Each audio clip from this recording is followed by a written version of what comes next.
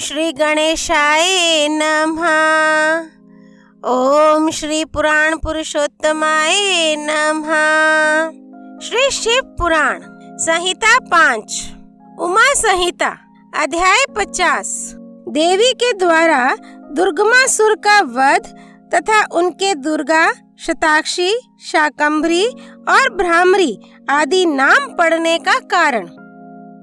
मुनियों ने कहा, महाप्राज्ञ सूत जी, हम सब लोग प्रतिदिन दुर्गा जी का चरित्र सुनना चाहते हैं, अतः आप और किसी अद्भुत लीला तत्व का हमारे समक्ष वर्णन कीजिए। सर्वज्ञ शिरोमणि सूत, आपके मुखारविंद से नाना प्रकार की सुधा सदृश मधुर कथाएं सुनते सुनते हमारा मन कभी तृप्त नहीं होता। सूत जी बोले, मुनियों, दुर्गम नाम से विख्यात एक असुर था जो रुरु का महाबलवान पुत्र था। उसने ब्रह्मा जी के वरदान से चारों वेदों को अपने हाथ में कर लिया था तथा देवताओं के लिए अजय बल पाकर उसने भूतल पर बहुत से ऐसे उत्पात किए जिन्हें सुनकर देवलोक में देवता भी कंपित हो उठे। वेदों के अदृश्य हो जाने पर सारी वैदिक क्रिया नष्ट हो चली। उस समय ब्राह्मण और देवता भी दुराचारी हो गए। ना कहीं दान होता था, ना अत्यंत उग्र तप किया जाता था, ना यज्ञ होता था और ना होम ही किया जाता था। इसका परिणाम यह हुआ कि पृथ्वी पर 100 वर्षों तक के लिए वर्षा बंद हो गई। तीनों लोकों में हाहाकार मच गया। सब लोग दुखी हो गए। सबको भूख प्यास का महान कष्ट सताने लगा। कुआं, बावड़ी, सरोवर, सरिताएं और समुद्र भी जल से रहित हो गए। समस्त वृक्ष और लताएं भी सूख गईं। इससे समस्त प्रजाओं के चित्त में बड़ी दीनता आ गई। उनके महान दुख को देखकर सब देवता महेश्वरी योग माया की शरण में गए। देवताओं ने कहा, महामाये, अपनी सारी प्रजा की रक्षा करो, अपने क्रोध को रोको, अन्यथा सब लोग निश्चय ही नष्ट हो जाएंगे। कृपा सिंधो, दीन बंधो, जैसे शुंभ नामक दैत्य, महाबली निशुंभ, धूम्राक्ष, चंड, मुंड, महान शक्तिशाली रक्तबीज, मधु, कैटभ तथा महिषासुर का तुमने वध किया था, उसी प्रकार इस दुर्गमासुर का शीघ्र ही संहार करो। बालकों से पग पग पर अपराध बनता ही रहता है। केवल माता के सिवा संसार में दूसरा कौन है जो उस अपराध को सहन करता हो। देवताओं और ब्राह्मणों पर जब जब दुख आता है तब तब शीघ्र ही अवतार लेकर तुम सब लोगों को सुखी बनाती हो। देवताओं की यह व्याकुल प्रार्थना सुनकर कृपामयी देवी ने उस समय अपने अनंत नेत्रों से युक्त रूप का दर्शन कराया। उनका मुखारविंद प्रसन्नता से खिला हुआ था और वे अपने चारों हाथों में कर्मशा धनुष, बाण, कमल तथा नाना प्रकार के फल मूल लिए हुए थी। उस समय प्रजाजनों को कष्ट उठाते देख उनके सभी नेत्रों में करुणा के आंसू छलक आए। वे व्याकुल होकर लगातार 9 दिन और 9 रात रोती रहीं। उन्होंने अपने नेत्रों से अश्रु जल की सहस्त्रों धाराएं प्रवाहित की। उन धाराओं से सब लोग तृप्त हो गए और समस्त औषधियां भी सिंच गईं। सरिताओं और समुद्रों में अगाध जल भर गया। पृथ्वी पर साग और फल मूल के अंकुर उत्पन्न होने लगे। देवी शुद्ध हृदय वाले महात्मा पुरुषों को अपने हाथ में रखे हुए फल बांटने लगी। उन्होंने गौओं के लिए सुंदर घास और दूसरे प्राणियों के लिए यथा योग्य भोजन प्रस्तुत किए। देवता, ब्राह्मण और मनुष्यों सहित संपूर्ण प्राणी संतुष्ट हो गए। तब देवी ने देवताओं से पूछा, तुम्हारा और कौन सा कार्य सिद्ध करूं? उस समय सब देवता एकत्र होकर बोले, देवी, आपने सब लोगों को संतुष्ट कर दिया। अब कृपा करके दुर्गमासुर के द्वारा अपहरित हुए वेद लाकर हमें दीजिए। तब देवी ने तथास्तु कहकर कहा, देवताओं, अपने घर को जाओ, मैं शीघ्र ही संपूर्ण वेद लाकर तुम्हें अर्पित करूंगी। ये सुनकर सब देवता बड़े प्रसन्न हुए।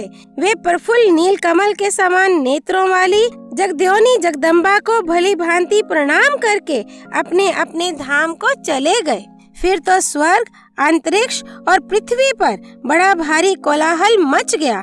उसे सुनकर उस भयानक दैत्य ने चारों ओर से देवपुरी को घेर लिया। तब शिवा देवताओं की रक्षा के लिए चारों ओर से तेजोमय मंडल का निर्माण करके स्वयं उस घेरे से बाहर आ गईं।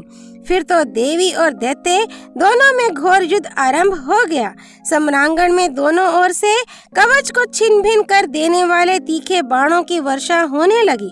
इसी बीच में देवी के शरीर से सुंदर रूप वाली काली, तारा, छिन्नमस्ता, श्री विद्या, भुवनेश्वरी, भैरवी, बगला, धूम्रा, श्रीमती त्रिपुर सुंदरी और मातंगी, ये 10 महाविद्याएं अस्त्र शस्त्र लिए निकली।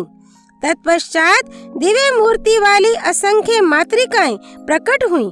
उन सब ने अपने मस्तक पर चंद्रमा का मुकुट धारण कर रखा था और वे सब की सब विद्युत के समान दीप्तिमती दिखाई देती थीं।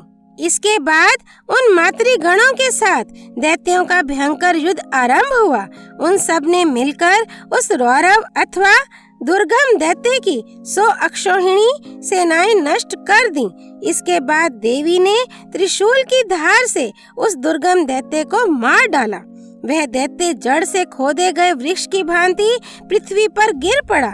इस प्रकार ईश्वरी ने उस समय दुर्गमासुर नामक दैत्य को मारकर चारों वेद वापस ले देवताओं को दे दिए।